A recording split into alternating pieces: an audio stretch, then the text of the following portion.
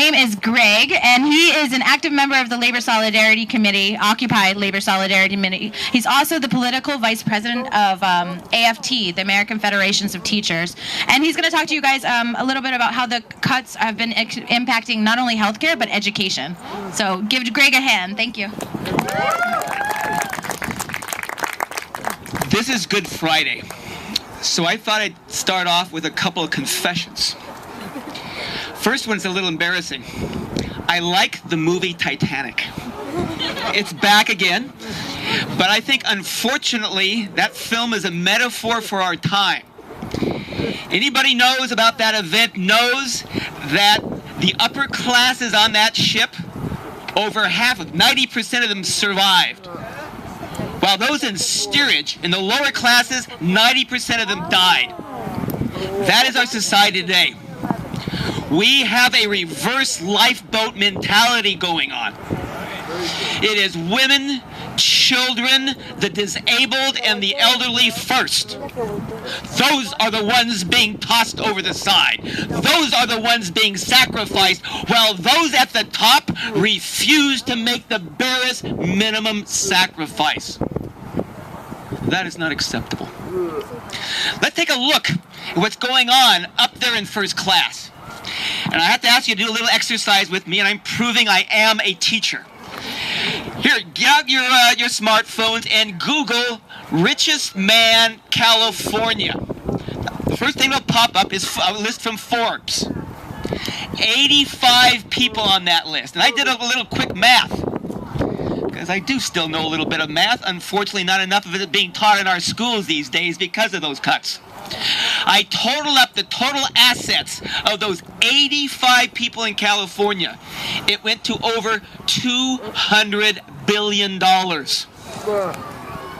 Now, let's compare that to the cuts that are taking place here. Jerry Brown has proposed $500 million in cuts to Medi-Cal. That's a big number. But do you know what proportion of that total $200 billion, $500 million is? That's less than 1/2 of 1%. It's about a quarter of 1%. Can we ask our folks in first class to make a little bit of sacrifice for the lives of so many people who are desperately clinging to health care? I don't think that's too much. And let me talk a little bit about education as well, because that has been cut as well. That is a cut threatening lives as well. It's threatening the lives of so many people. I'm a little jealous of Raul here. He got into UCLA. I went to UC Berkeley, but I got into UC Berkeley on a 3.2 average.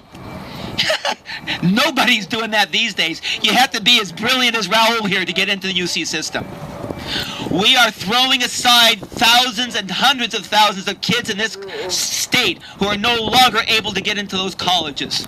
We are abandoning them without lifeboats.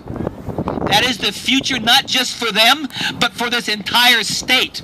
How do we expect to have an educated future if we don't have educated students? That is a sacrifice we cannot afford to make.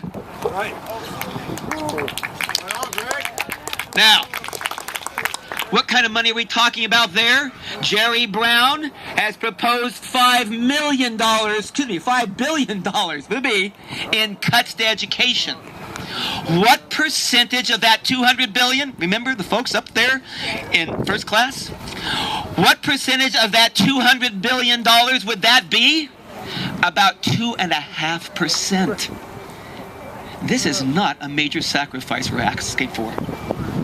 This is common sense. What's going on with Jerry Brown? Why is he not doing what really should be obvious? You know, there's two kinds of politicians. Those that work on the basis of principle, and those that work on the basis of fear. Principle we'll hear from in a few minutes. I admire Bob Filner, a man who has put himself on the line and sat in for people going through foreclosure. That's guts, that's principle. But not everybody's like that. Sometimes you got to frighten a politician. My union did that. We got out there and we put people on the streets for the millionaire's tax.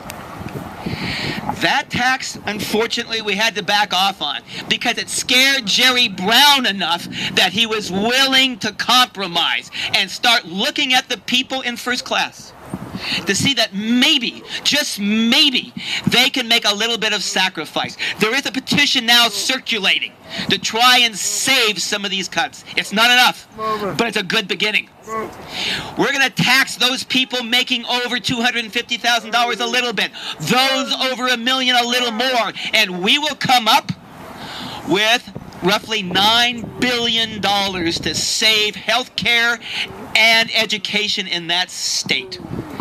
That's money enough to help him keep his health care, to get back into UCLA and thousands more like him. That's worth supporting. Too bad it has to be fear that frightens some people into going along with what should be common sense. And let me make one last confession to you, and then I'll stop, I swear. You know, I don't have the bravery of Raul. He is a, stay with that metaphor of the Titanic, he's a modern Jack Dawson. He's willing to give his life for something. He's willing to commit his life to something. He's willing to go over there in a few minutes and risk arrest. I don't have that kind of guts. I don't have that kind of courage. I have admiration for a true hero who does. But what I think I owe, what I think every single one of us owes, what I think every single person who hears this story owes, is the commitment to be there, to make noise when we go over there. Not just today, and not just tomorrow, but for as long as it takes to answer the questions he has raised, as long as it takes to answer the needs of people who are desperate for health care, for education. That is the kind of commitment we owe our modern hero here, Raul Carranza. Every single one of us must reach down deep and say to ourselves, we have to make these sacrifices because we live in the shadow of people like Raul Carranza. Thank you. My boy.